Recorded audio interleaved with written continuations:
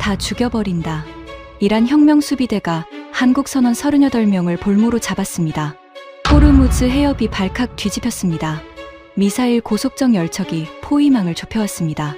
전 세계는 한국이 그 먼 중동 바다에서 대체 뭘 할 수 있겠냐며 코웃음을 쳤습니다. 하지만 한국의 구축함 한 척이 전속력으로 돌진하기 시작했습니다. 그리고 43시간 뒤 아무도 예상하지 못한 충격적인 반전이 벌어졌습니다. 지금부터 그 전말을 공개합니다. 시작하기 전 구독과 좋아요, 그리고 대한민국 파이팅 댓글로 한국을 응원해주세요. 지금 호르무즈 해협의 보험료가 폭발하고 있습니다. 하루에 1,800만 배럴의 원유가 통과하는 이 좁디좁은 수로에서 한국 국적 유조선 한 척이 이란 혁명수비대에게 무력으로 납포당했기 때문입니다. 전 세계 해운보험 시장의 심장부인 로이드 오브 런던은 순식간에 아수라장이 되었습니다. 선박 한 척당 전쟁 위험 보험료가 380만 달러에서 단숨에 2,700만 달러까지 치솟았습니다. 하지만 진짜 충격은 그 다음이었습니다. 지금부터 그 43시간 동안 벌어진 믿기 힘든 이야기를 낱낱이 공개하겠습니다. 저는 닉 해리슨, 올해 52살입니다. 로이드 오브 런던 소속 해상전쟁보험 수석 심사관으로 27년째 일하고 있죠. 제가 하는 일은 아주 단순합니다. 전 세계 바다 위에서 벌어지는 모든 위험의 값을 매기는 겁니다. 해적이 출몰하면 보험료를 올리고 군함이 호위하면 보험료를 내립니다. 감정 따위는 끼어들 틈이 없는 냉혹한 확률의 세계죠. 제 사무실 책상 서랍 안에는 오래된 편지 한 통이 들어 있었습니다. 포클랜드 전쟁에서 영국 해군 구축함 함장으로 참전하셨던 할아버지께서 돌아가시기 전 남기신 것이었죠. 진짜 해군은 총 한 발 쏘지 않고 적을 물러서게 만드는 거다. 젊은 시절에 저는 그 문장을 퇴역 군인의 감상적인 넋두리 정도로 치부했습니다. 그때는 제가 얼마나 크게 착각하고 있었는지 꿈에도 몰랐습니다. 그날 아침 런던 시각으로 새벽 5시 47분이었습니다. 잠결에 휴대폰이 미친 듯이 울려댔습니다. 화면에 뜬 발신자는 위기관리실장 제임스 콜린스였죠. 닉, 지금 당장 사무실로 와. 호르무즈에서 터졌어. 호르무즈라는 단어를 듣는 순간 잠이 확 달아났습니다. 저는 침대에서 벌떡 일어나 양말도 제대로 신지 못한 채 현관문을 박차고 나갔습니다. 새벽 공기가 폐부를 찌르듯 차가웠지만 몸 안쪽에서는 뜨거운 아드레날린이 솟구치고 있었습니다. 로이드 본사 위기관리실에 도착하자 이미 핵심 인력 12명이 모여 있었습니다. 대형 모니터 5개에 호르무즈 해협의 실시간 항적 데이터, 브렌트유 선물 차트, 그리고 전쟁 위험, 프리미엄 그래프가 동시에 펼쳐져 있었죠. 제임스 콜린스 실장이 매서운 눈빛으로 입을 열었습니다. 상황을 정리하겠다. 현지 시각 새벽 3시 20분. 한국 국적 유조선 오션 브레이브호가 호르무즈 해협 국제항로에서 이란 혁명수비대 IRGC 해군 소속 무장보트에 의해 강제 납포되었다. 적재량 42,000톤급 원유 운반선이다. 저는 즉시 계산기를 두드리기 시작했습니다. 42,000톤급이면 원유 적재량만 약 3억 달러어치입니다. 거기에 선체 가격, 용선료 손실, 그리고 호르무즈 전체 항로의 연쇄적인 보험료, 파급 효과까지 합치면 피해 규모는 기하급수적으로 불어나게 됩니다. 선원 상황은 어떻게 되나요? 제임스가 서류를 한 장 넘겼습니다. 총 38명이다. 한국인 9명, 필리핀인 17명, 미얀마인 12명, 전원 억류 상태로 추정된다. 38명이라는 숫자가 제 머릿속에서 보험 손해액의 한 항목으로 자동 변환되었습니다. 선원 필압 보험, 인당 배상 한도, 국적별 보상 체계. 솔직히 말하면 그때까지 저에게 38이라는 숫자는 사람이 아니라 그냥 리스크 개수였습니다.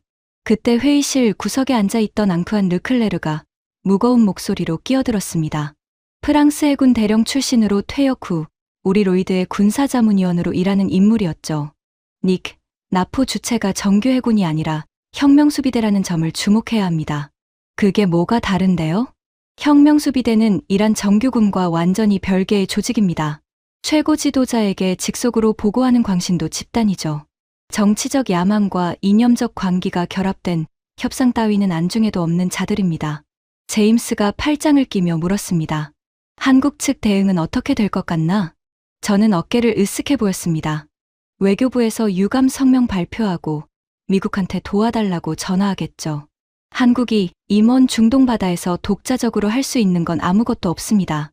보험 리스크 모델에 한국 해군은 변수로 넣을 가치도 없어요. 피오나 맥그리거가 노트북에서 고개를 들며 말했습니다. 스코틀랜드 출신의 해양 리스크 분석가로 이제 겨우 경력 5년 차인 제 후배였죠. 닉 선배, 한국 해군이 아덴만에 구축함을 상시 배치하고 있다는 건 알고 계시죠? 알고 있어. 소말리아 해적 쫓아다니는 초계 임무잖아. 호르무즈하고는 차원이 다른 이야기야. 피오나. 피오나는 입을 다물었지만 뭔가 더 말하고 싶은 표정이 역력했습니다. 앙투안이 에스프레소 잔을 내려놓으며 나직이 중얼거렸습니다. 닉, 당신은 한국 해군을 너무 모르는 것 같군요.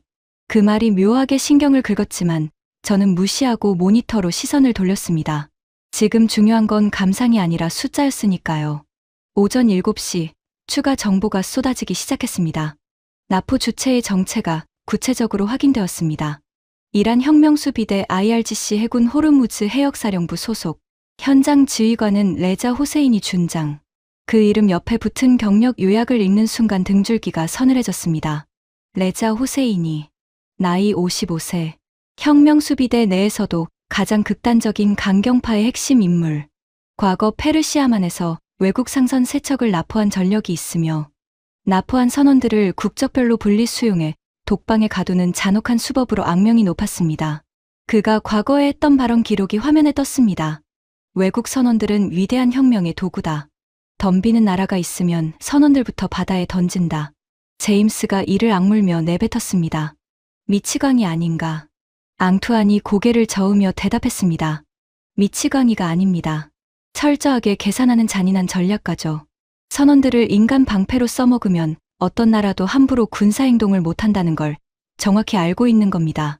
오전 8시 억류된 선원 38명의 상세 신상 파일이 도착했습니다. 저는 습관적으로 서류를 펼쳤습니다.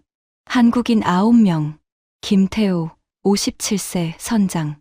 승선 경력만 30년이었습니다. 바다 위에서 인생의 절반 이상을 보낸 사람이었죠. 장세원, 43세, 기관장. 두 아이의 아버지. 박민수, 26세, 갑바다에 나온 신입 항해사. 경력란에는 고작 8개월이라고 적혀 있었습니다. 필리핀인 17명, 미얀마인 12명. 각자의 이름, 나이, 고향, 가족 관계가 빼곡히 적힌 서류를 넘기는 순간 저도 모르게 손끝이 멈췄습니다. 평소라면 이 서류는 그저 보험 배상 한도를 계산하기 위한 데이터에 불과했습니다. 하지만 26살 박민수라는 이름 옆에 적힌 비상 연락처가 눈에 꽂혔습니다. 어머니 박순자. 전화번호 하나. 그게 전부였습니다. 8개월 전 처음으로 먼 바다에 나간 26살 청년이 지금 이란 혁명수비대의 소나기에 갇혀 있다는 현실이 갑자기 목구멍을 틀어막았습니다. 하지만 저는 곧바로 그 감정을 억눌렀습니다. 감정은 보험료를 계산하는데 방해만 될 뿐이니까요. 오전 9시 전 세계에서 반응이 쏟아지기 시작했습니다. 필리핀 정부가 자국민 17명의 즉각적인 영사 접견을 요구하는 강경 성명을 발표했습니다. 미얀마 외교부 역시 자국 선원 12명의 안전 보장을 촉구하고 나섰죠. 하지만 한국 정부의 반응은 의외로 조용했습니다. 외교부 대변인이 짧은 우려 표명을 한 것이 전부였습니다. 제임스가 코웃음을 쳤습니다. 역시나 한국은 성명서 한 장이 최선이야. 결국 미국 제호함대한테 매달리겠지. 회의실에 있던 분석관들이 가볍게 웃음을 터뜨렸습니다. 바로 그때 피오나가 조심스럽게 손을 들었습니다. 저기 한 가지 이상한 게 있는데요. 뭔데? 항적 로그 시스템을 확인해 봤는데요. 한국 해군 아덴만 파견 함정 하나가 있어요. RKS 왕건이라는 구축함인데 현재 아덴만 북부 해역에서 순찰 임무 중입니다. 호르무즈까지 거리는 대략 1,400km 정도 됩니다. 그래서 그게 뭐 어쨌다는 거야? 혹시 저 군함이 올라오지 않을까 해서요. 저는 피식 웃어버렸습니다. 피오나, 1,400km야. 한국 구축함이 전속력으로 달려도 14시간은 걸려. 그 먼 거리를 단독으로 미군 지원도 없이 미사일을 장전한 혁명수비대 한복판으로 뛰어든다고? 말이 되는 소리를 해. 피오나는 입술을 꾹 깨물며 고개를 숙였습니다. 앙투안이 커피잔을 만지작거리며 나직이 말했습니다. 닉, 한 가지만 기억해 두십시오. 진짜로 무서운 함대는 요란하게 위협하는 쪽이 아닙니다. 아무 말 없이 조용히 닻을 올리는 쪽이죠. 또 그 알쏭달쏭한 소리. 저는 앙투안의 말을 흘려들으며 모니터에 집중했습니다. 오전 10시, 레자 호세이니의 잔혹함이 본격적으로 드러나기 시작했습니다. 미국 국가안보국 NSA가 감청한 혁명수비대 내부 통신이 영국 정보기관 GCHQ를 경유해 우리 로이드 군사자문 채널로 흘러들어왔습니다. 레자의 명령이었습니다. 선원 38명을 국적별로 완전히 분리하라. 한국인은 독방에 넣어라. 필리핀인과 미얀마인은 따로 격리 수용한다. 서로의 안부를 절대 모르게 차단해라. 공포가 극대화되어야 협상에서 써먹을 수 있다. 저는 모니터를 읽으며 주먹을 불끈 쥐었습니다. 인간이 할 수 있는 짓이 아니었습니다. 38명을 쪼개서 격리시키면 각국 정부는 자국민 아니만 따지느라 통일된 대응을 하지 못하게 됩니다. 레자는 그걸 정확히 노린 겁니다. 분열시켜 지배한다. 악마적으로 계산된 전략이었죠. 이어서 추가 감청 내용이 도착했습니다. 한국인 선장 김태호에게 특별히 전해라. 한국 정부가 72시간 안에 동결 자산 15억 달러를 풀지 않으면 선원들을 한 명씩 국제 언론 앞에 세우겠다. 가족 영상통화를 시켜주겠다고 미끼를 던져라. 가족 얼굴을 보면 어떤 인간이든 무너진다. 제임스가 탁자를 내리치며 욕설을 내뱉었습니다. 이 인간 쓰레기 같은 놈. 앙투안이 차갑게 정리했습니다. 레자 호세이니는 미치광이가 아닙니다. 극도로 냉정한 사이코패스에 가깝죠. 선원들의 공포를 수확해서 정치적 레버리지로 전환하는 기술에 능한 자입니다. 가장 끔찍한 유형의 적이에요. 오전 11시, 저는 보험료 긴급 재산정 작업에 들어갔습니다. 호르무즈 해협통과 선박에 대한 전쟁 위험, 보험료를 최고 위험 등급으로 격상해야 했습니다. 제 손가락이 키보드를 두드릴 때마다 전 세계 해운업계의 돈이 증발하고 있었습니다. 통과 선박 한 척당 전쟁 위험, 보험료 380만 달러에서 2,700만 달러로 긴급 인상. 호르무즈 해협 위험 등급 레드, 최고 경계 단계 격상. 1일 통과 선박 약 65척 기준. 해운업계 추가 보험 부담 하루 약 15억 달러 이상 추정. 숫자를 입력하는 내내 손끝이 미세하게 떨리고 있었습니다. 이 숫자 하나하나가 전 세계 원유 수송의 핏줄을 조르는 올감이었으니까요. 바로 그때 피오나가 자리에서 벌떡 일어났습니다. 닉 선배, 이것 좀 보세요. 피오나의 모니터를 들여다본 순간 심장이 쿵 하고 바닥으로 내려앉았습니다. 항적 로그 시스템에 찍힌 데이터가 너무나도 명백했습니다. RKS 왕건. 함수 방향이 급격히 북쪽으로 꺾여 있었습니다. 엔진 속도 급증가. 현재 속도 30노트. 그리고 계속해서 상승 중. 저는 숨을 확 참았습니다. 피오나, 이거 확실한 거야? 3번 확인했습니다. 오전 10시 38분에 함수 방향이 변경되었고 10시 42분부터 엔진 출력이 최대치로 올라가고 있어요. 설마 진짜로 여기까지 올라온다는 거야?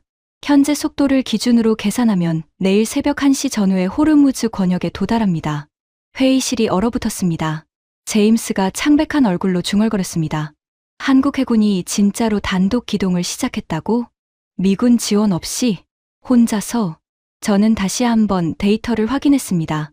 미 해군 제호함대 소속 함정과의 합류 징후는 전혀 없었습니다. 한국의 구축함은 완전히 혼자였습니다. 1,400km 떨어진 화약고를 향해 전속력으로 질주하는 단 한 척의 군함.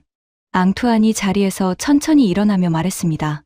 그의 눈빛이 형광등 아래에서도 번뜩이고 있었습니다. 시작되었군요. 도대체 뭐가 시작됐다는 겁니까? 지금부터 벌어질 일을 한치의 오차도 없이 추적하십시오. 닉, 당신이 보험업계에서 27년간 쌓아온 모든 상식이 송두리째 뒤집힐 겁니다. 저는 앙투안의 과장된 경고를 코웃음치며 무시했습니다. 한국 해군의 구축함 한 척이 대체 뭘 할 수 있겠어? 미사일을 잔뜩 실은 혁명수비대 고속정 무리 한가운데로 덩치 큰 표적판을 자진해서 갖다 바치는 꼴 아닌가? 하지만 책상 서랍 안에 잠들어 있던 할아버지의 오래된 편지가 불현듯 머릿속을 스치고 지나갔습니다. 진짜 해군은 총 한 발 쏘지 않고 적을 물러서게 만드는 거다. 그때는 그 문장이 왜 떠오르는지 제 자신도 이해할 수 없었습니다. 오후 12시 레자 호세이니의 두 번째 명령이 감청망에 걸려들었습니다. 한국인 선장 김태호를 따로 데려와라. 눈을 가리고 별도의 신문실로 이송한다. 나머지 한국인 선원들에게는 선장이 어디로 갔는지 절대 알려주지 마라. 지도자를 경계하면 나머지는 공포에 무너진다. 앙투안이 주먹을 불끈 쥐었습니다. 교과서적인 심리전 기법입니다. 지도자를 격리해서 나머지 인원의 사기를 완전히 꺾는 수법이죠. 김태우 선장의 얼굴이 서류 위 여권 사진에서 저를 올려다보고 있었습니다. 57세, 승선 경력 30년. 바다 위에서 온갖 풍파를 다 겪었을 노련한 사내였겠지만 지금 이 순간 눈이 가려진 채 혁명수비대의 신문실로 끌려가고 있었습니다. 오후 1시 전쟁 위험 보험료 추가 산정 결과가 나왔습니다. 제 리포트에 적힌 숫자들은 이미 재앙 수준이었습니다. 브렌트유 배럴당 $112 돌파, 호르무즈 통과 선박 보험료 800% 폭등, 글로벌 해운업계 1일 추가, 손실 47억 달러 추정, 한국 구축함의 호르무즈 진입 시 무력 충돌 가능성 극히 높음, 충돌 발생 시 호르무즈 해협 전면 봉쇄 가능성, 기간은 최소 2주에서 최대 3개월, 봉쇄 기간 중 글로벌 경제 충격 규모 수조 달러에 달할 것으로 추정. 하지만 보고서를 쓰면서도 자꾸만 시선이 항적 로그 시스템으로 끌려갔습니다. 한국의 구축함 왕건은 속도 31노트를 일정하게 유지한 채 북쪽을 향해 맹렬하게 질주하고 있었습니다. 마치 거대한 화살 하나가 지도 위에서 호르무즈를 정확히 겨냥하고 날아가는 것처럼 보였습니다. 저는 혼잣말을 중얼거렸습니다. 한국 해군 구축함 한 척이 대체 뭘 할 수 있다는 거지? 바로 그때 앙투안이 제 옆에 와서 모니터를 함께 들여다보며 말했습니다. 닉, 당신에게 한 가지 질문을 하겠습니다. 40년도 더 전 포클랜드 전쟁 때 영국 해군이 왜 13,000km를 원정한 줄 아십니까? 섬을 탈환하려고요. 아닙니다. 섬 위에 있던 영국 국민을 지키기 위해서입니다. 지금 한국이 하려는 일이 정확히 그겁니다. 1,400km 떨어진 바다에 자국민 9명이 갇혀 있으니까요. 필리핀인 17명과 미얀마인 12명까지 합치면 38명의 생명이 저 미치광이 손에 달려 있는 겁니다. 하지만 앙투안, 구축함 한 척으로 뭘 어떻게 하겠다는 거예요? 혁명수비대 고속정이 때로 달려들면 포위당해서 끝장이잖아요. 앙투안이 묵직한 눈빛으로 저를 쏘아보았습니다. 그게 바로 당신이 모르는 부분입니다. 한국 해군은 당신이 생각하는 것과 완전히 다른 해군이에요. 조만간 두 눈으로 직접 보게 될 겁니다. 앙투안은 그 말을 남기고 자리로 돌아갔습니다. 저는 모니터 속 붉은 점 하나가 호르무즈를 향해 맹렬히 움직이는 것을 뚫어지게 바라보았습니다. 두 개의 시계가 동시에 돌아가고 있었습니다. 하나는 레자 호세이니가 38명의 선원들을 쪼개고 경계하고 위협하는 잔혹한 시계. 다른 하나는 한국의 구축함이 1,400km를 가르며 하얗고를 향해 질주하는 돌격의 시계. 두 시계의 바늘이 겹치는 순간이 바로 내일 새벽입니다. 저는 할아버지의 편지를 떠올리며 책상 서랍을 무의식적으로 만지작거렸습니다. 진짜 해군은 총 한 발 쏘지 않고 적을 물러서게 만드는 거다. 할아버지, 정말로 그런 해군이 이 세상에 존재하기나 합니까? 오후 3시 한국 구축함 왕건의 속도가 32노트까지 올라갔습니다. 최대 전투 속력에 가까운 수치였습니다. 저는 계산기를 두드려봤습니다. 현재 속도를 유지하면 내일 새벽 1시경에 호르무즈 해협 국제해역 경계선에 도달합니다. 그때까지 남은 시간은 약 10시간. 피오나가 긴장된 목소리로 물었습니다. 닉 선배, 보험 리스크 등급을 한 단계 더 올려야 하지 않을까요? 한국 군함이 호르무즈에 진입하면 무력 충돌 가능성이 급격히 올라갑니다. 저는 잠시 생각하다가 고개를 끄덕였습니다. 맞아. 최악의 시나리오를 반영해야 해. 제 손이 키보드를 두드렸습니다. 호르무즈 해협 전쟁 위험 등급 블랙 격상. 이것은 로이드 오브 런던 역사상 극히 드물게 발동되는 최고 위험 단계였습니다. 마지막으로 블랙 등급이 발동된 건 걸프전 당시였죠. 제임스가 제 어깨 너머로 화면을 들여다보며 낮게 신음했습니다. 블랙 등급이라니. 이거 호르무즈 전체가 사실상 전쟁구역으로 선포되는 거잖아. 숫자가 말하는 대로 따라가는 겁니다.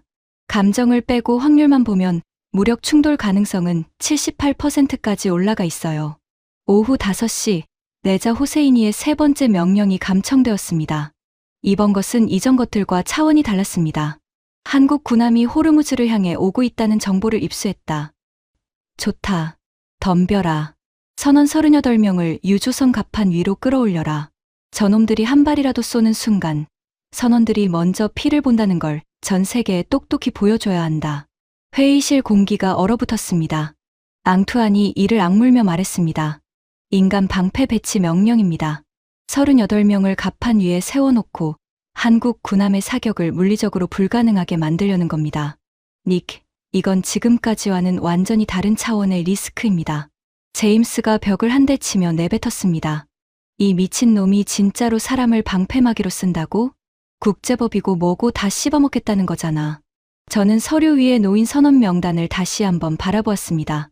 26세 박민수, 비상연락처 어머니 박순자. 이 청년이 지금 이 순간 눈이 가려진 채 갑판 위로 끌려나가고 있을지도 모른다는 생각이 들자 위장이 비틀리는 듯한 구역질이 올라왔습니다. 하지만 그보다 더 소름 끼쳤던 건 레자의 계산이 너무나도 정확했다는 점입니다. 선원들을 갑판에 세워놓으면 한국 군함은 절대로 한 포를 쏠 수 없습니다. 그 순간 총을 쏘면 구하러 온 자국민을 자기 손으로 죽이는 끔찍한 역설에 빠지게 되니까요. 오후 7시 추가 정보들이 폭포처럼 쏟아졌습니다. 한국 서울에서 긴급 국가안전보장회의 NSC가 소집되었다는 속보가 떴습니다. 미국 국무부가 양측에 극도의 자제를 촉구하는 성명을 냈습니다. 유가는 배럴당 $118까지 치솟았고 제가 산정한 전쟁위험 보험료는 벌써 3차례나 추가 인상되어 선박 한 척당 $3,200만 육박하고 있었습니다. 하지만 한국 정부의 공식 반응은 여전히 미묘하게 절제되어 있었습니다. 외교부 대변인의 두 번째 브리핑은 단 3문장이었습니다. 억류된 선원들의 안전 확보가 최우선이다. 모든 가능한 채널을 통해 긴밀히 협의 중이다. 추가 사항은 확인되는 대로 발표하겠다. 제임스가 비웃었습니다. 3문장이 전부야? 이것 봐. 역시 성명서가 최선인 나라라니까. 하지만 앙투아는 정반대의 표정을 짓고 있었습니다. 입꼬리가 미세하게 올라가 있었습니다. 닉, 당신 한국 정부의 저 짧은 성명이 무엇을 의미하는지 아십니까? 외교적 무능을 의미하는 거 아닙니까? 정반대입니다. 말을 아끼는 건 이미 행동을 개시했다는 뜻이에요. 요란하게 떠들 필요가 없을 만큼 모든 준비가 완료되었다는 의미입니다. 진짜 무서운 건 사자가 포효하는 순간이 아니라 소리 없이 사냥감을 향해 낮게 엎드리는 순간이죠. 저는 앙투안의 말을 반쯤만 믿으며 다시 항적 로그를 확인했습니다. 완건, 속도 32노트, 호르무즈까지 남은 거리 약 680km, 도착 예정 시각 새벽 1시 전후, 변함없이 한치의 흔들림도 없이 직선으로 질주하고 있었습니다.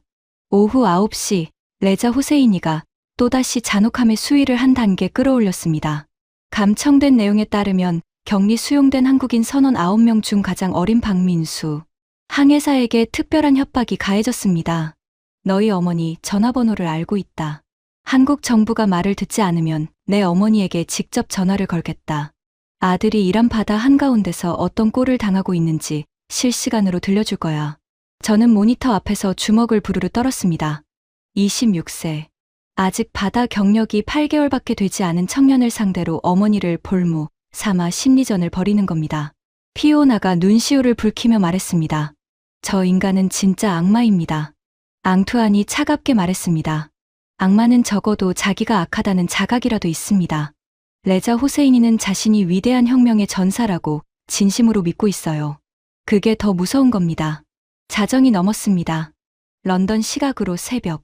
사무실에 남아있는 사람은 저, 피오나, 앙투안, 그리고 제임스 실장뿐이었습니다. 나머지 직원들은 교대 근무를 위해 퇴근했죠. 항적 로그의 붉은 점이 호르무즈 해협의 입구까지 거의 다가와 있었습니다. 현재 속도 32노트, 호르무즈 국제해역 경계선까지 남은 거리 약 90km. 도착 예상 시각 새벽 1시 30분. 그리고 반대편에서는 이란 혁명수비대의 고속정 편대가 요격 대기 위치로 이동하고 있었습니다. 감청된 정보에 따르면 반다르 아바스 해군 기지에서 미사일 탑재 고속정 8척이 출동했습니다. 시속 45노트 이상의 초고속 기동으로 호르무즈 국제해역을 향해 돌진하고 있었죠. 저는 2개의 항적 데이터를 하나의 화면에 겹쳐서 띄웠습니다. 한쪽에서는 5,500톤의 거대한 구축함이 북쪽으로 맹렬히 올라오고 있었습니다. 다른 한쪽에서는 85톤짜리 고속정 8척이 서쪽으로 죽일 듯이 달려가고 있었습니다. 두 무리가 만나는 지점은 호르무즈 해협 한가운데였습니다. 피오나가 떨리는 목소리로 말했습니다. 예상 조우 시각은 새벽 2시 전후입니다.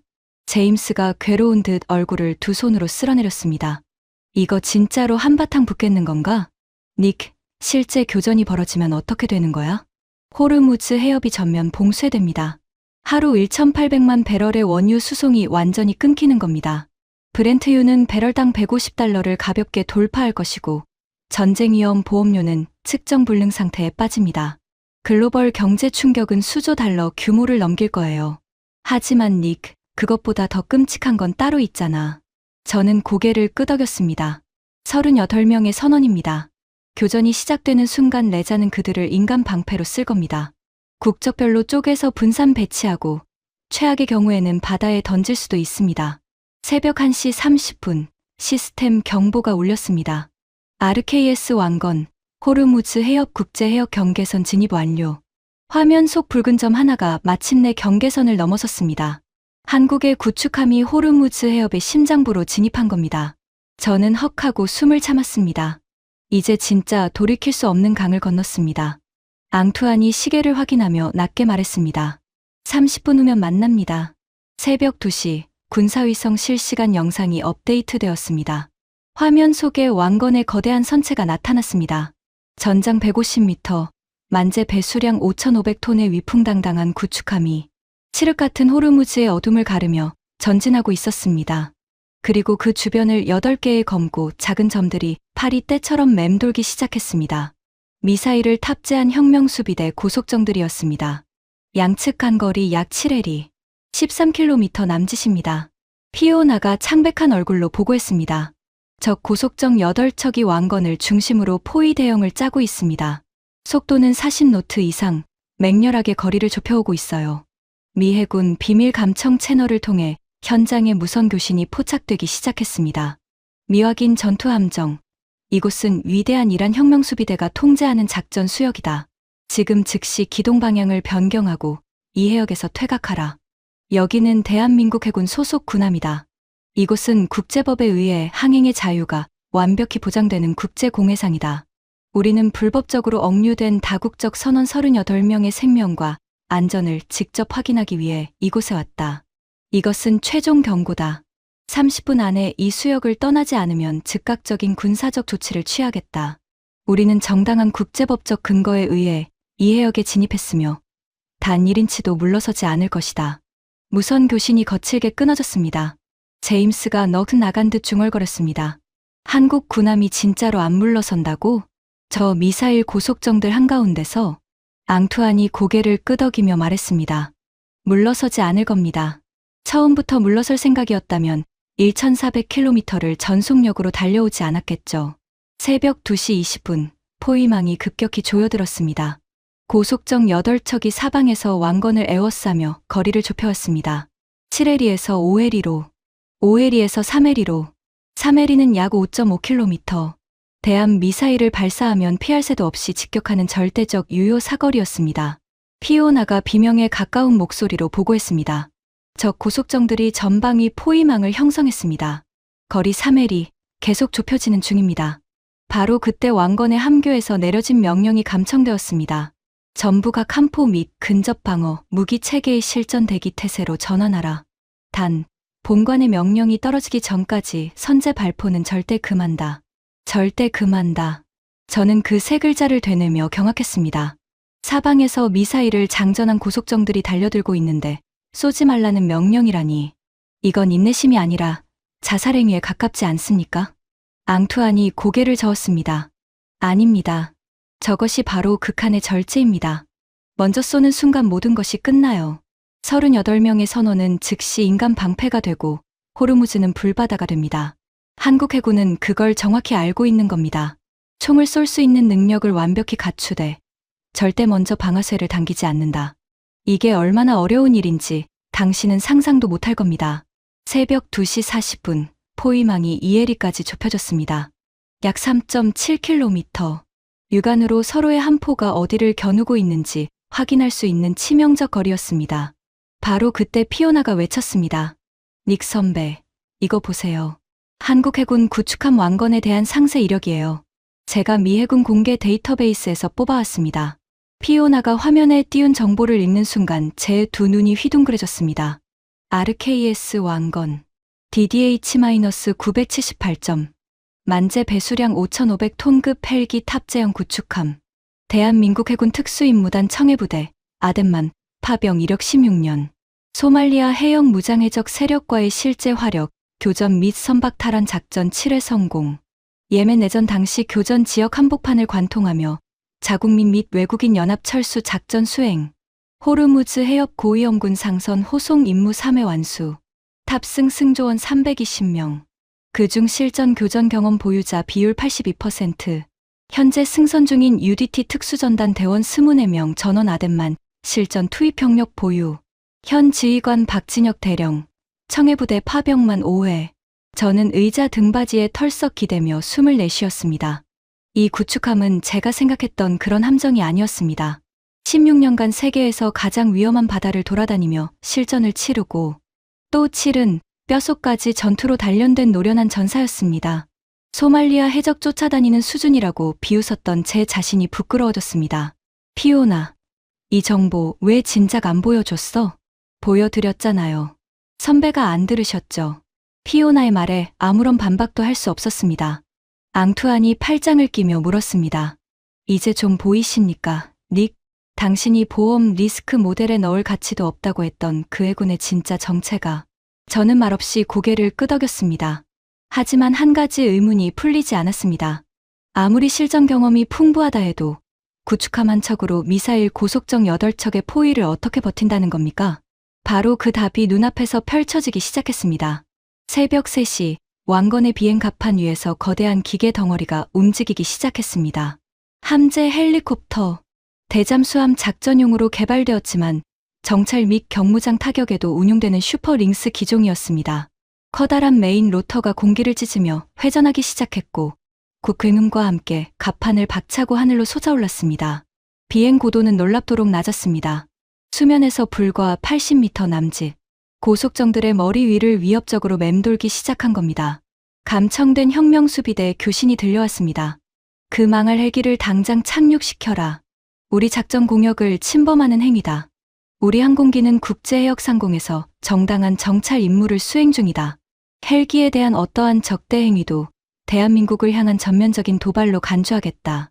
제임스가 경악하며 물었습니다. 저 미친 상황에서 헬기까지 띄운다고? 앙투안이 설명했습니다.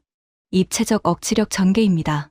해상에서는 구축함의 한 포가, 공중에서는 헬기가 고속정들의 정수리를 내리찍을 수 있다는 메시지를 시각적으로 각인시키는 겁니다. 3차원 포위를 역으로 당하고 있다는 공포를 심어주는 전술이죠. 새벽 3시 15분, 레자 호세이니의 진짜 광기가 터졌습니다. 고속정 한 척이 미친 듯이 속도를 높여 왕건의 함수 쪽으로 맹렬하게 돌진하기 시작했습니다. 거리가 순식간에 좁혀졌습니다. 2해리, 1.5해리, 1해리. 1해리는 1.85km. 센터 전체에 최고 등급 경보음이 찢어질 듯 울려 퍼졌습니다. 적 고속정 한 척, 왕건 함수 방향으로 초고속 접근 중입니다.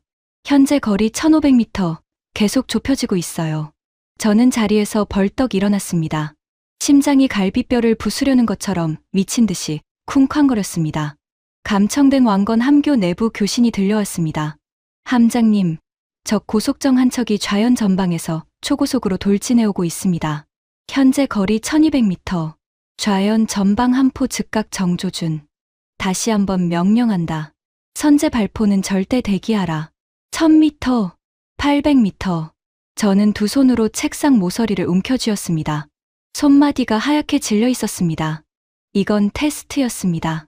레자가 한국 군함이 진짜로 방아쇠를 당길 배짱이 있는지 목숨을 걸고 찔러본 겁니다.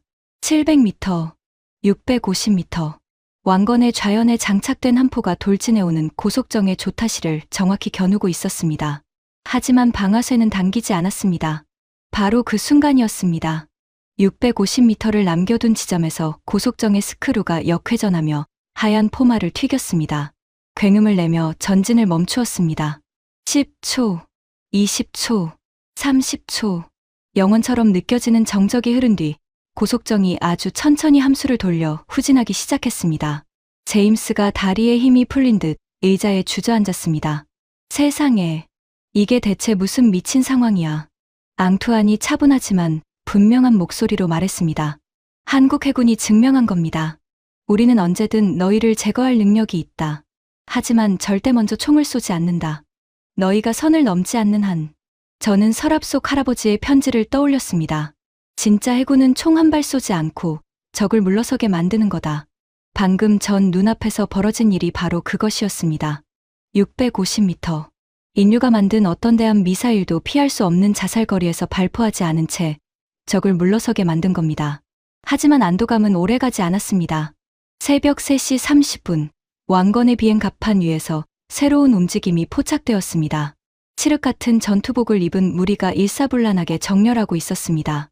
방탄 헬멧, 야간 투시경, 그리고 중무장 장비. 대한민국 해군 특수전단 UDT 대원들이었습니다. 피오나가 숨을 죽이며 말했습니다. 해상 특수전 팀입니다. 최악의 상황을 대비해서 실전 투입 준비를 하고 있는 거예요. 최악의 상황이라면 선원 38명을 강제로 구출해내기 위한 돌입 작전이요. 화면 속 UDT 대원들은 갑판에 도열한 채 묵묵히 시커먼 바다만 응시하고 있었습니다. 그들은 총구를 겨누지 않았습니다. 그저 그곳에 말없이 서 있을 뿐이었죠. 하지만 그 무언의 존재감 자체가 섬뜩한 위협이었습니다. 우리가 원한다면 언제든 뛰어들 수 있다. 국민이 위험에 처하면 이 바다가 지옥이라도 뚫고 들어간다. 앙투안이 나직이 말했습니다. 저건 허세가 아닙니다. 아덴만에서 16년간 실전을 치른 진짜 배기들이에요. 저들이 갑판에 선 모습을 보여주는 것 자체가 레자에게 보내는 마지막 경고입니다. 새벽 4시, 제 머리를 완전히 뒤흔드는 정보가 날아왔습니다. 지금까지 저는 한국이 오직 군사력만으로 이 위기에 대응하고 있다고 생각했습니다. 구축함 들이밀고, 헬기 띄우고, UDT 올려놓고, 전형적인 무력 시위라고만 판단했죠. 하지만 완전히 틀렸습니다. GCHQ 채널을 통해 도착한 최신 정보는 이것이었습니다. 한국 외교부 차관급 인사, 오만 외무장관과 긴급 핫라인 통화 실시, 동시에 카타르 왕실 외교 특사와 최고위급 접촉 진행 중, 스위스 보호이익 대표부를 통한 이란 측 간접 채널 가동 정황 포착, 최우선 의제 억류 선원 38명의 생명 및 안전 확인 절차. 저는 모니터를 2번, 3번 다시 읽었습니다. 한국이 무장 구축함을 들이밀면서 동시에 3개의 외교 채널을 가동하고 있었습니다. 한 손에는 칼을 들고 다른 한 손으로는 상대가 체면을 지키며 물러설 수 있는 비상구를 만들고 있었던 겁니다. 앙투안, 이건 대체 무슨 전략입니까? 앙투안이 조용히 미소 지었습니다. 투트랙입니다. 군사적 억지력으로 상대의 멱살을 틀어주고 외교적 채널로는 상대가 명분을 챙기며 빠져나갈 황금 사다리를 뚝딱뚝딱 조립하는 겁니다. 양손잡이 전략이에요. 이건 영국도 쉽게 하지 못하는 고도의 기술입니다. 하지만 레자 같은 광신도한테 외교가 통할까요? 레자한테 직접 통하는 게 아닙니다. 레자의 윗선에 통하는 거예요. 이란 혁명수비대 최고사령부는 레자보다 훨씬 현실적이에요. 체면을 세워줄 출구만 있으면 미친 개를 줄에 묶어둘 수 있습니다. 저는 떨리는 손으로 보고서를 대폭 수정했습니다. 한국 정부 투트랙 전략 가동 확인. 군사적 억지력과 마후 외교 협상을 동시에 진행 중. 최종 목표는 무력 충돌을 통한 승리가 아닌 선원 38명의 무사 안전 확보로 강력히 추정됨. 이건 단순한 무력 시위가 아니다. 철저하게 계산되고 완벽하게 설계된 최고 수준의 전략적 기동이다. 새벽 5시, 레자가 최후의 발악을 시작했습니다. 감청된 명령이었습니다. 고속정 2척을 추가로 보내라. 반다르 아바스에서 즉시 출항시켜. 저 한국 군함을 완전히 질식시킬 때까지 포위망을 조여야 한다. 추가 고속정 2척 긴급 출항. 기존 8척의 증원 2척. 합쳐서 총 10척. 제임스가 이를 갈며 내뱉었습니다. 10척이라고? 저 미치광이는 사태를 진정시킬 생각이 아예 없는 거야. 하지만 앙투안이 고개를 저었습니다. 오히려 좋은 신호입니다. 레자가 병력을 더 투입한다는 건 지금 상태가 불안하다는 뜻이에요. 자신이 우위에 있다고 확신하면 굳이 추가 전력을 부르지 않습니다. 한국 구축함이 예상보다 훨씬 강하다는 걸 레자도 느끼고 있는 겁니다. 새벽 5시 30분. 레자의 잔혹함은 멈출 줄을 몰랐습니다. 예인선을 준비하라. 나포한 유조선을 반다르 아바스 군사항만으로 끌고 들어간다. 선원들은 육상시설로 이송해서 국적별로 완전히 분산 수용한다. 제임스가 탁자를 내리쳤습니다. 이건 뭘 노리는 거야? 저는 이를 악물며 대답했습니다. 판을 완전히 뒤엎으려는 겁니다. 지금 공해상에서는 왕건이 길목을 막고 버티고 있잖아요. 하지만 유조선을 이란영의 깊숙한 군사 항만으로 끌고 들어가면 게임의 규칙이 완전히 달라집니다. 그 안에서는 어떤 나라의 군함도 들어갈 수 없거든요. 들어가는 순간 전면전 선포가 되니까요. 그럼 38명은 어떻게 되는 거야? 국적별로 뿔뿔이 흩어져서 강압신문을 받게 됩니다. 인간 방패의 가치가 기하급수적으로 올라가는 거죠. 한 명씩 따로 협박하고 한 명씩 따로 영상을 찍어서 각국 정부를 분열시킵니다. 빼내려면 몇 년이 걸릴 수도 있어요. 피오나가 참았던 눈물을 닦으며 물었습니다. 왕건은 지금 뭘 하고 있어요? 저는 항적 로그를 확인했습니다. 미동도 하지 않고 있었습니다. 공해상과 이란 영해의 경계선상에 바위처럼 멈춰 서 있었습니다. 왜 안 쫓아가는 거예요? 저 경계선을 넘어 이란 영해 깊숙이 진입하는 순간, 그건 구출 작전이 아니라 타국에 대한 군사적 침략 행위가 됩니다. 아무리 한국 해군이라 해도 국제법의 벽을 제 발로 걷어찰 수는 없는 겁니다. 하지만 유조선이 끌려가면 모든 게 끝장 아닌가요? 아직 끝이 아닙니다. 저는 다시 외교 채널 정보를 확인했습니다. 한국 외교부가 오만과 카타르를 통해 이란 외무부의 긴급 역제안을 타전한 내용이 포착되어 있었습니다. 핵심 내용은 놀라울 만큼 정교했습니다.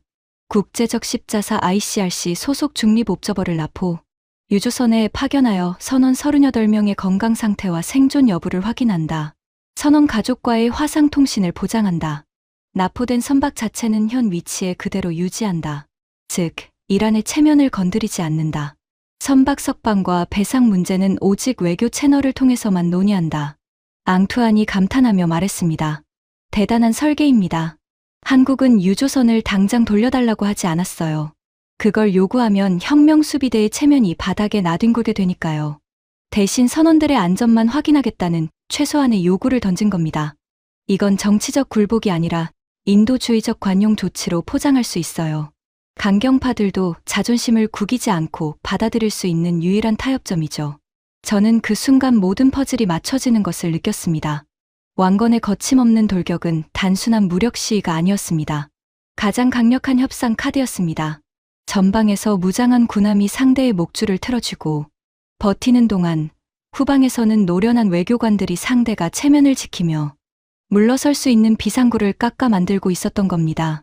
새벽 6시 한국 대통령의 긴급 대국민 담화가 발표되었습니다. 억류된 선원의 안전이 국가의 절대적 최우선 원칙이다. 가용한 모든 수단을 총동원하여 마지막 한 명까지 반드시 보호하겠다. 동시에 평화적 해결을 위한 외교적 노력도 병행하고 있다. 대한민국 최고 통수권자의 확고한 의지가 전 세계에 공식 천명된 순간이었습니다. 저는 모니터 화면을 번갈아 바라보았습니다. 좌측 화면은 10척의 고속정과 한 척의 구축함이 피말리는 대치를 벌이고 있는 호르무즈의 해상 전장. 우측 화면은 보이지 않는 곳에서 치열한 암투가 벌어지고 있는 글로벌 외교 무대. 거대한 톱니바퀴가 소름 끼치도록 정밀하게 맞물려 돌아가고 있었습니다. 새벽 7시, 레자가 결국 최후의 한 수를 내밀었습니다. 고속정 10척 전체가 일제히 엔진을 괴성내며 왕건을 향해 전면적인 압박 기동을 시작한 겁니다. 평균 대치 거리가 1.5해리까지 무너져 내렸습니다. 약 2.7km. 한 포만으로도 서로를 찢어발길 수 있는 자살거리였습니다. 감청된 왕건 함교의 교신이었습니다. 함장님, 적 고속정 전 편대가 전방위 압박 기동 중입니다. 평균 거리 1.5해리로 급격히 좁혀지고 있습니다. 적 무장체계 최종 실전 타격 태세 돌입. 전 승조원 절대 침착함을 잃지 마라. 내 명령 없이 방아쇠에 손대는 자는 군법회의에 세운다. 박진혁 대령의 목소리는 바위처럼 차분했습니다. 5,500톤짜리 구축함으로 10척의 고속정 사이에서 미세한 거리, 조절 기동을 하면서 적의 도발에 말려들지 않고 그러면서도 1인치도 물러서지 않는 전술. 앙투안이 경외감을 감추지 못하며 말했습니다. 상식을 초월하는 조함술입니다. 포위당한 상태에서 저런 정밀 기동이 가능하다는 것 자체가 말이 안 돼요. 실전 경험 없이는 절대로 나올 수 없는 기술입니다. 새벽 8시, 레자가 마지막 도박을 걸었습니다.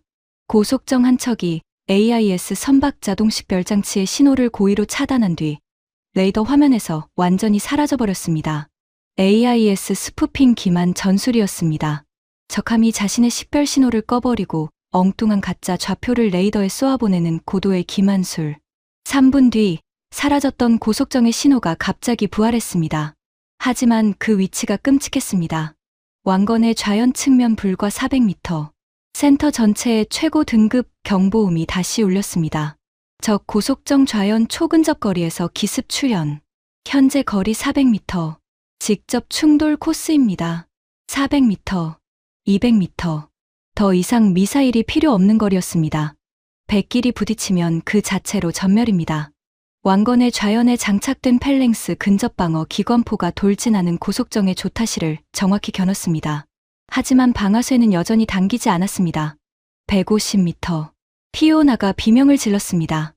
부딪혀요.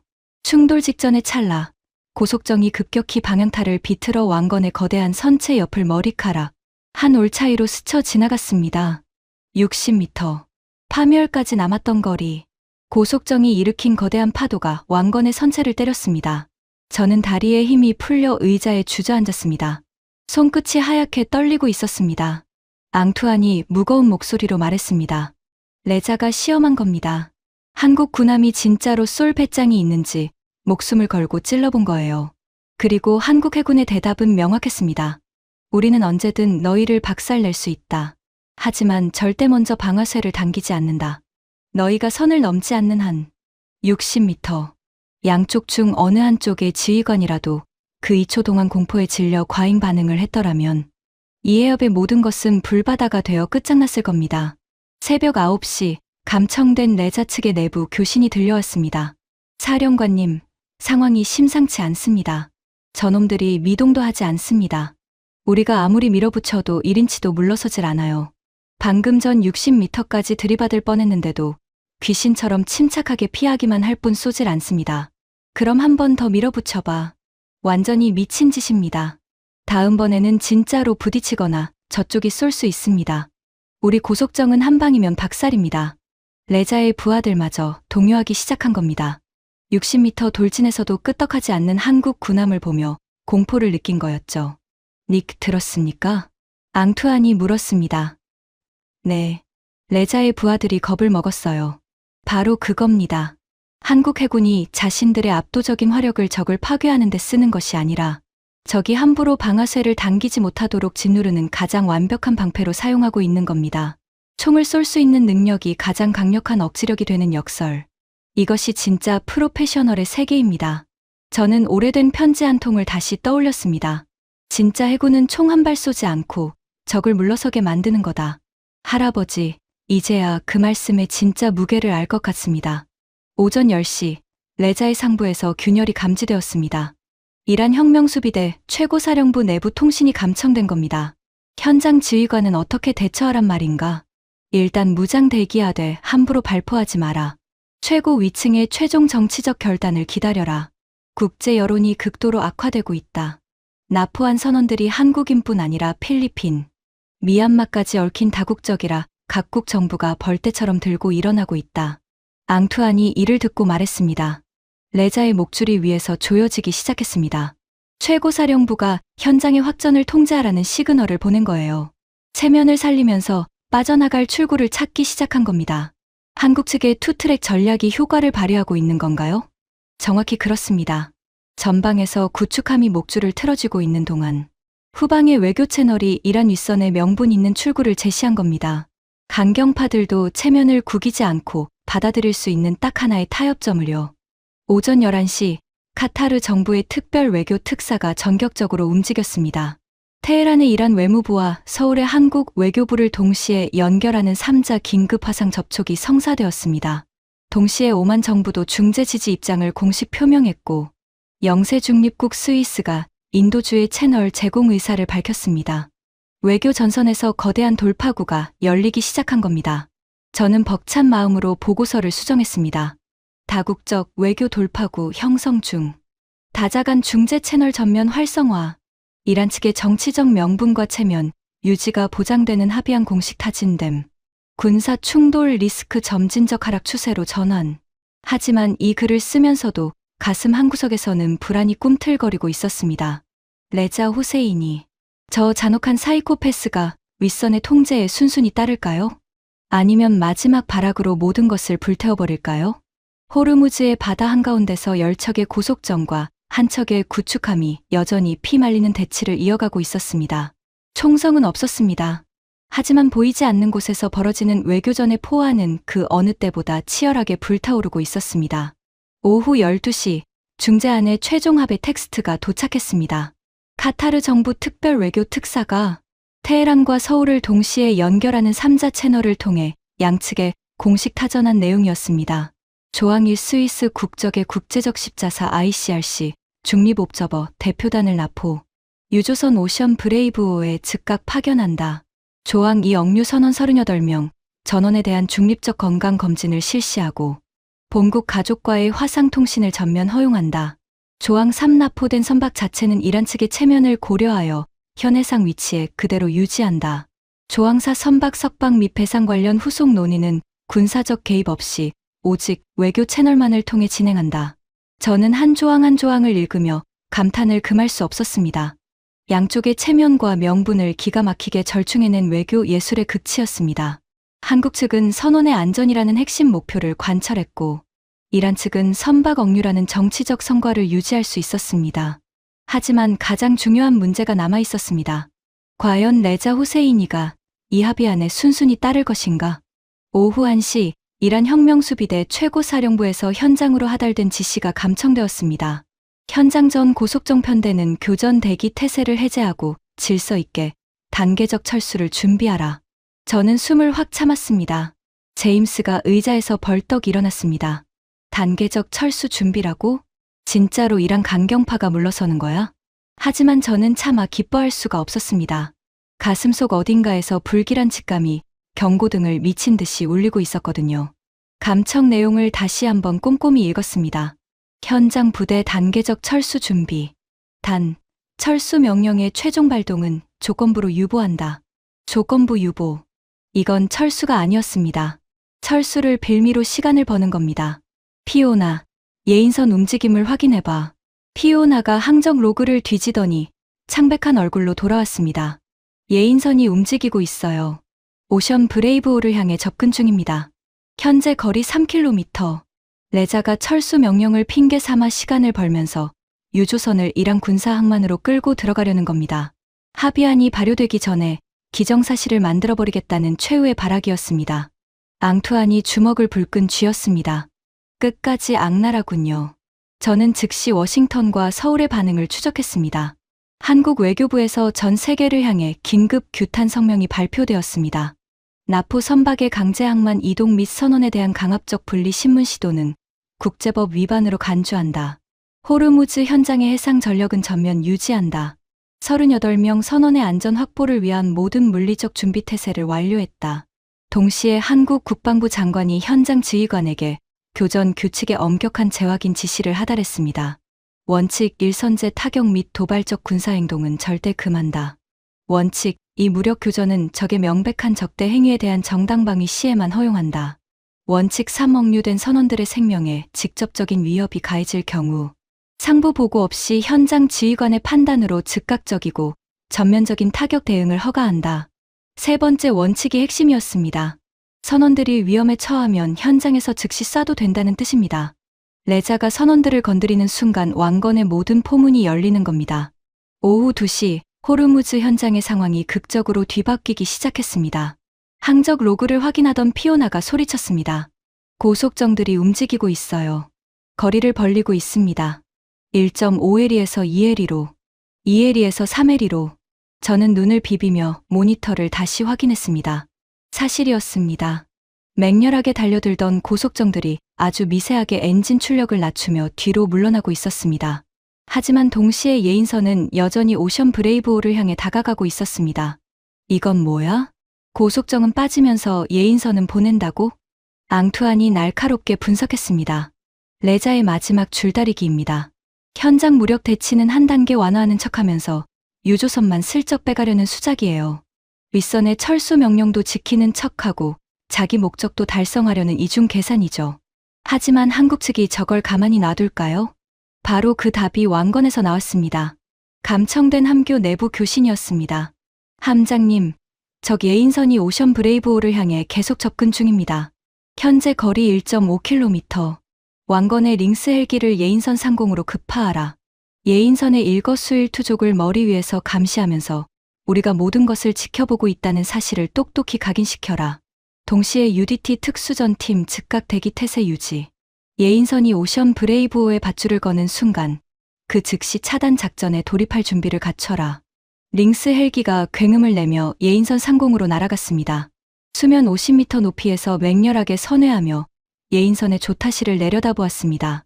동시에 왕건의 갑판에서는 UDT 대원들이 고속 고무보트에 탑승하여 출격 준비를 마쳤습니다. 예인선의 움직임이 눈에 띄게 느려졌습니다. 그리고 10분 뒤 예인선은 오션 브레이브호로부터 2km 거리에서 완전히 정지했습니다. 밧줄을 걸지 못한 겁니다. 머리 위에서 헬기가 내리찍고 있고 바다 위에서는 무장한 특수부대원들이 고무보트에 올라타 대기하고 있는 상황에서 감히 손을 뻗지 못한 겁니다. 앙투안이 고개를 끄덕이며 말했습니다. 왕건이 막아냈습니다. 유조선의 강제 이동을 물리적으로 저지한 겁니다. 총 한 발 안 쏘고요. 오후 3시 결정적인 순간이 다가왔습니다.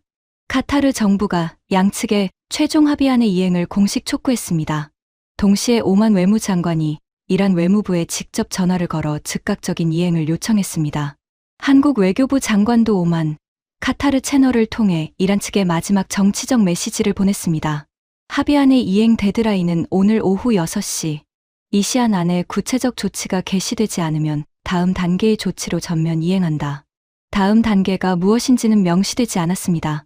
하지만 호르무즈 바다 한가운데서 함포를 정조준한 채 버티고 있는 5,500톤의 구축함이 그 답을 대신하고 있었습니다. 오후 4시 이란 혁명수비대 내부에서 격렬한 논쟁이 벌어지고 있다는 감청이 들어왔습니다. 레자 호세이니와 그의 상급자 사이의 교신이었습니다. 사령관, 이대로 저놈들 앞에서 꼬리를 내리란 말입니까? 위대한 혁명수비대의 자존심이 어떻게 됩니까? 자존심 때문에 고속정 편대를 통째로 잃을 생각인가? 저 한국 군함의 실전 이력을 직접 확인해봤나? 아덴만에서 16년간 해적을 쓸어버린 전투함이다. 교전이 시작되면 우리 고속정은 5분 안에 전멸한다. 하지만 사령관님, 저는 레자, 명령이다. 현 시간부로 추가 도발을 전면 중단하라. 예인선도 즉각 복귀시켜라. 최고 지도자 사무실에서 직접 지시가 내려왔다. 더 이상의 확전은 불허한다. 통신이 끊어졌습니다. 회의실이 고요해졌습니다. 제임스가 떨리는 목소리로 물었습니다. 이거 진짜로 끝나는 거야? 앙투안이 천천히 고개를 끄덕였습니다. 레자의 줄이 끊어졌습니다. 최고 지도자 사무실에서 직접 내려온 명령이면 레자도 어쩔 수 없어요. 광신도라 해도 최고 지도자의 명령만큼은 거역할 수 없는 절대적인 권위니까요. 오후 5시 항적 로그에 극적인 변화가 나타났습니다. 열척의 고속정이 하나둘씩 함수를 돌려 왕건으로부터 멀어지기 시작했습니다. 3해리에서 5해리로, 5해리에서 7해리로, 7해리에서 10해리 바깥으로. 예인선도 오션 브레이브호에서 물러나 반다르 아바스 방향으로 되돌아가고 있었습니다. 피오나가 눈물을 글썽이며 말했습니다. 물러가고 있어요. 진짜로 물러가고 있어요. 왕건도 즉각적으로 상응하는 조치를 취했습니다. 정조준하고 있던 함포의 각도를 허공을 향해 꺾어내렸습니다. 하지만 상공의 링스 헬기는 여전히 선회를 멈추지 않았습니다. 총구는 내렸지만 눈은 감지 않겠다는 명확한 메시지. 오후 5시 30분 감청된 레자 호세이니의 마지막 무전이었습니다. 전편대 철수 완료. 현 시간부로 반다르 아바스 모항으로 전면 귀환한다. 그의 목소리에는 억누를 수 없는 분노와 굴욕감이 묻어났습니다. 하지만 더 이상 어찌할 도리가 없었습니다. 눈앞에서 1인치도 물러서지 않는 한국 구축함의 초인적인 인내심과 보이지 않는 곳에서 치밀하게 조여오는 다국적 외교. 압박 앞에서 레자의 광기는 마침내 꺾인 겁니다. 저는 모니터 앞에서 두 손으로 얼굴을 감싸 쥐었습니다. 뜨거운 것이 눈시울을 타고 흘러내렸습니다. 27년간 보험 심사관으로 일하면서 단 한 번도 업무 중에 눈물을 흘린 적이 없었습니다.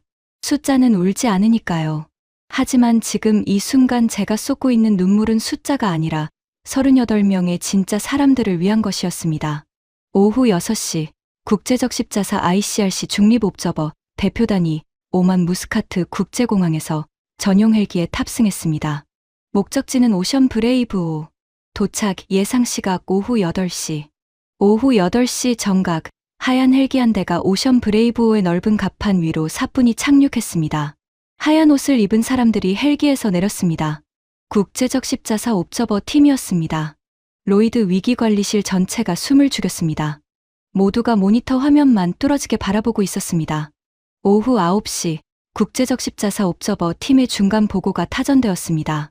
납포된 다국적 선원 38명, 전원의 생존이 완벽하게 확인되었습니다. 전반적인 건강 상태는 양호하며 일부 피로가 누적되었으나 심각한 외상이나 부상자는 없습니다.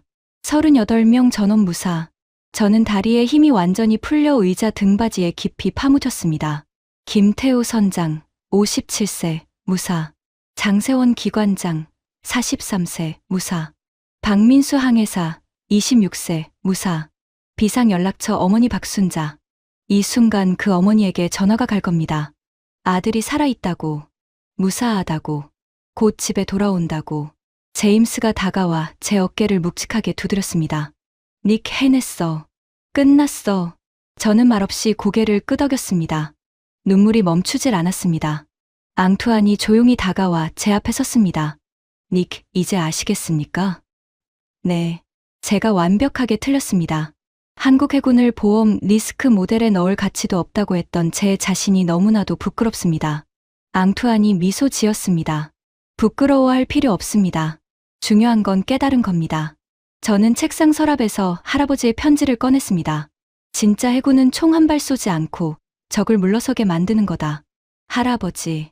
이제야 이 문장의 진짜 무게를 뼈속 깊이 알게 되었습니다. 그것은 퇴역 군인의 감상적인 넋두리가 아니었습니다.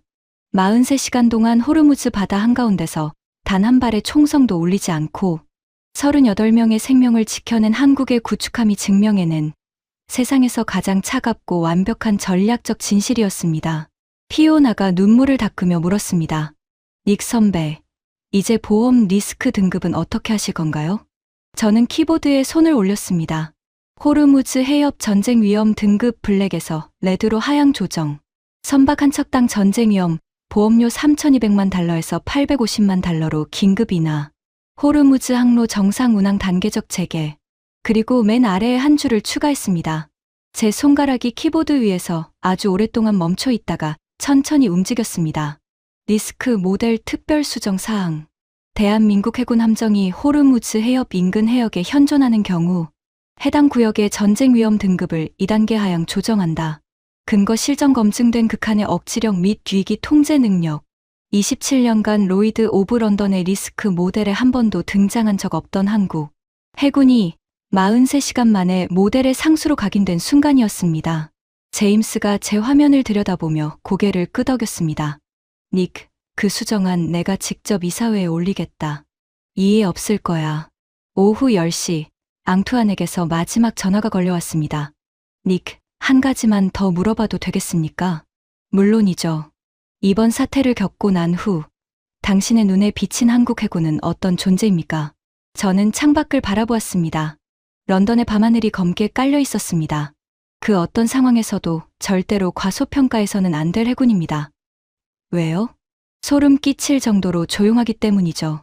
자신들의 힘을 요란하게 과시하며 떠들지 않고 그저 자신들이 해야만 할 일을 묵묵히 수행합니다. 적을 짓밟고 굴복시키기 위해 총을 쏘는 것이 아니라 뒤에 있는 38명의 사람들을 지켜내기 위해 압도적인 무력을 가장 완벽한 방패로 사용하는 해군입니다. 그 침묵의 무게가 바로 진짜 강함이었습니다. 앙투안이 소리내어 웃었습니다. 당신 할아버지가 들으셨다면 아주 자랑스러워하셨을 겁니다. 저는 편지를 한 번 더 읽으며 나직이 대답했습니다. 네, 이제야 할아버지의 뜻을 완벽히 이해했습니다.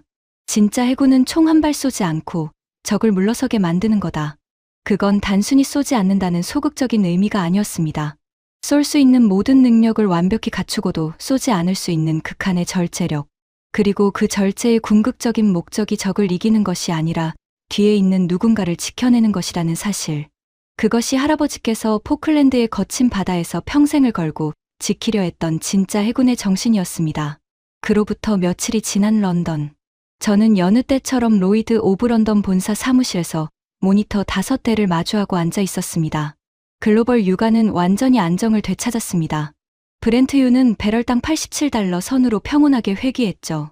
하늘을 뚫을 듯 폭등했던 전쟁 위험, 보험료도 정상치로 내려앉았습니다. 호르무즈 해협을 통과하는 거대한 유조선들이 다시 빽빽한 대열을 이루며 묵묵히 항해하고 있었습니다. 항적 로그 시스템의 한 구석에서 익숙한 신호 하나가 보였습니다. RKS 왕건. 거대한 제빅 구축함은 호르무즈를 떠나 자신들의 원래 작전 구역인 아덴만 해역을 향해 조용히 남하하고 있었습니다.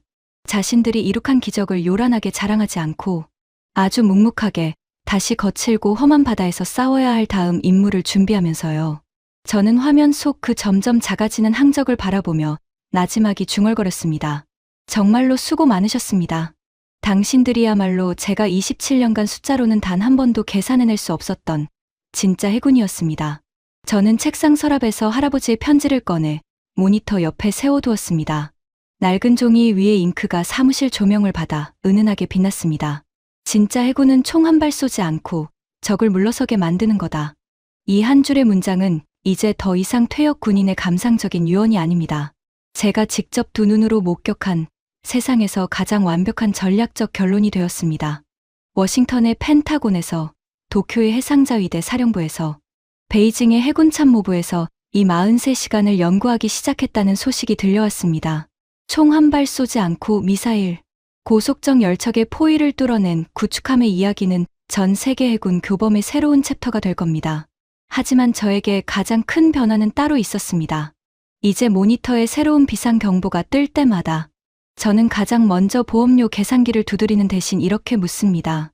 지금 그 바다 위에 누가 있는가? 몇 명의 생명이 위험에 처해 있는가? 그들을 지켜낼 해군은 어디에 있는가? 차가운 숫자, 너머에 존재하는 뜨거운 사람들의 목숨. 그것을 보는 눈을 갖게 해준 43시간이었습니다. 지금까지 영국 로이드 오브 런던의 보험 심사관이 목격한 호르무즈 해협 43시간의 충격적인 이야기였습니다. 총 한 발 쏘지 않고 38명의 생명을 지켜낸 대한민국. 해군의 이야기가 더 많은 분들께 전해질 수 있도록 이 영상을 널리 공유해주세요.